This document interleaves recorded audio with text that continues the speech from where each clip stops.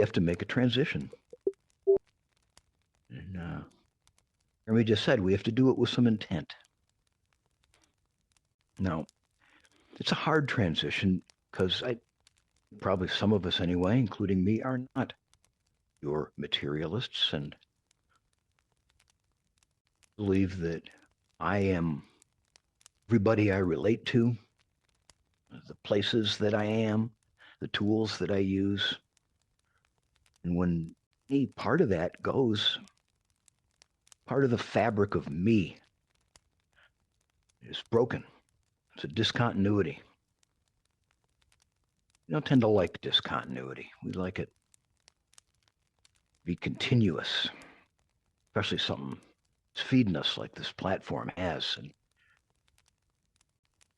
what we especially don't like is discontinuities that someone else laid on us, telling us not to do something anymore, telling us not to talk a certain way, taking away from us something that we've cared about.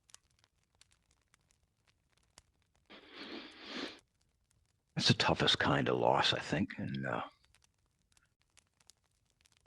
in a traditional bereavement meditation, I would be asking you to feel all the feelings that you put.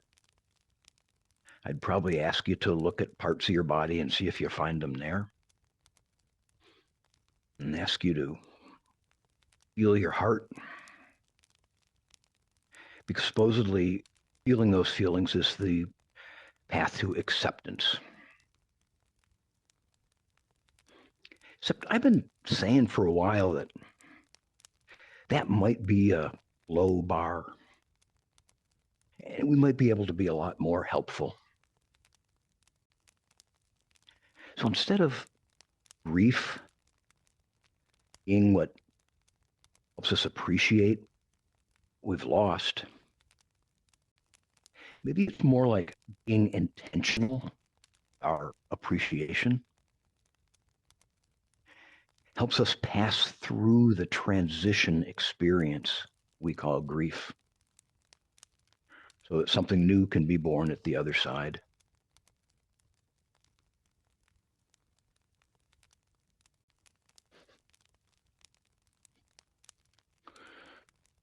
How do you let those feelings just come up? It's really hard. Our feelings are complicated. And I think by looking through the prism of appreciation, the sadness can come and be anger and maybe confusion. Lead with our appreciation. That's why for anyone who's come to any of the saying goodbye events, I sometimes say, not always like a formula, but sometimes ask someone if they have a story they want to tell us. But people aren't necessarily good at being put on the spot and tell a story. So I say, can you tell us something about, I remember someone, their grandfather, can you tell us something about just you and your grandfather that was just a special moment you remember? And Northern Alabama said, I remember my grandfather and this big riding lawnmower mowing the lawn, and I'd sit in his lap, look up at him and smell the grass and fall asleep. I felt so good. That's appreciation. How do you separate the human from the platform, from all the whole package that we've experienced here together? You just appreciate the whole thing as a oneness. For what it's worth, on the human side of the Altspace package, there has been 176,800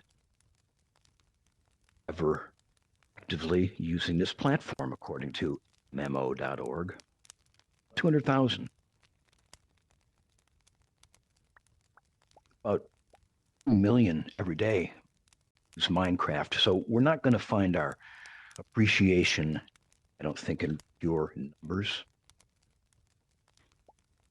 We'll have to look in other ways. Now, Altspace did have a near-death experience, born in 2015.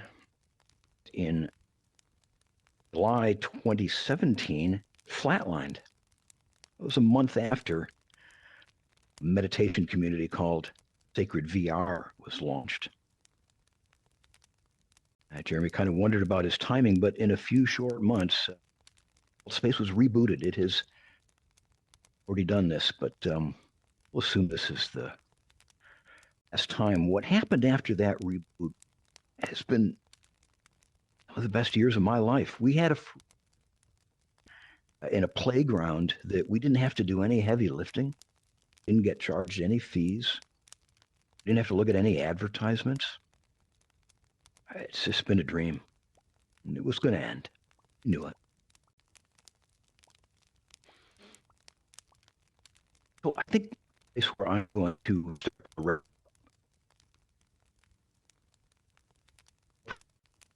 about the fact that 8 years ago there was no Altspace VR. Probably 3,000 years, maybe 5,000 years, people have been meditating. And I'm pretty sure that when the first individual started meditating, that individual, I think she realized that it was really there to do it with other people. And most of the history of meditation, social,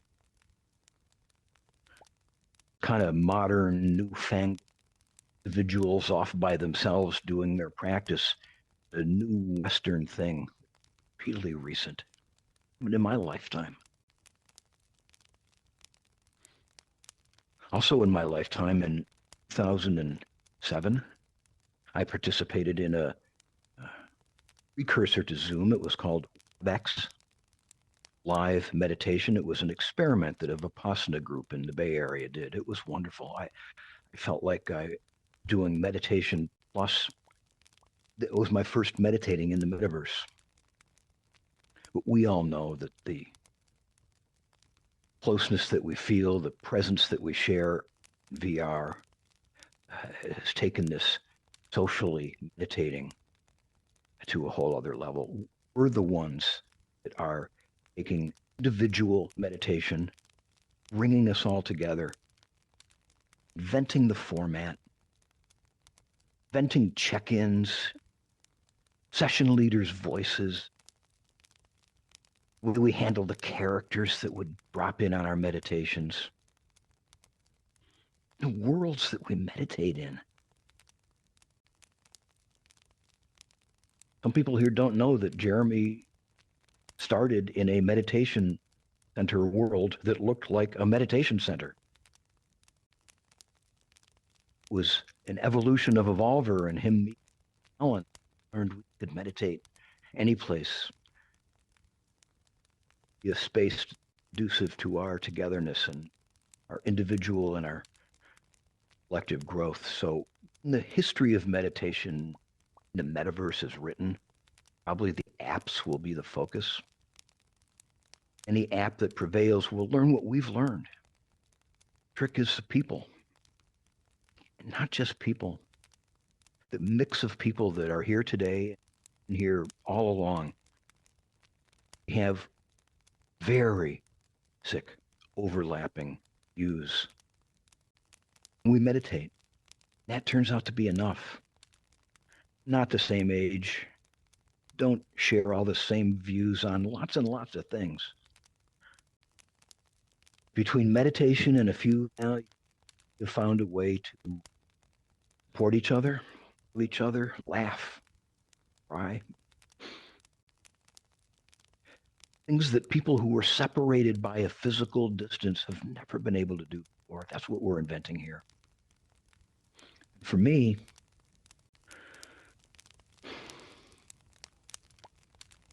this avatar Tom became a person that I had never imagined being before. You all enabled it, this platform, Jeremy, my friends, self, became this Tom avatar that touched a lot of people. And this Tom avatar's existence is now on the line. I'm wounded. And I don't know what's going to happen. I'm here today, be appreciative, because I know that's the way through.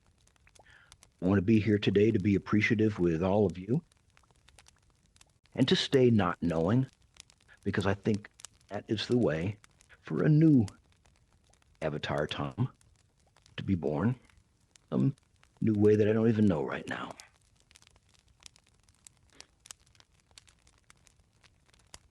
And I guess with that, I now turn it over to all of you. That was my instructions from Jeremy to leave you now thinking appreciatively. It can be one specific event, one specific person, series of things, a world, one little incident. Whatever it is, I leave you in the quiet of your own. Whatever I've stimulated, and now whatever you choose to follow up in an appreciative way about your Altspace time. Thank you for this chance to put this punctuation mark on Jeremy. Thank you, Pops. Thank you for sharing that. Yeah, I would invite you into just a moment here, the silence of this beautiful moment, to really let your mind reconnect to some beautiful moment in Altspace. It's impossible to maybe say your favorite because so many of us have so much depth and so much memory here, but rises up to the top of your mind when I say, what was your best moment in Altspace VR? Just hold that. Winning alt idol. I'm going to invite you each to, again, pair up with someone. It could be an old friend, a new friend, whoever you want it to be. Find someone. It could be 2 or 3 of you. Share that with each other. Share our favorite absolute memory of all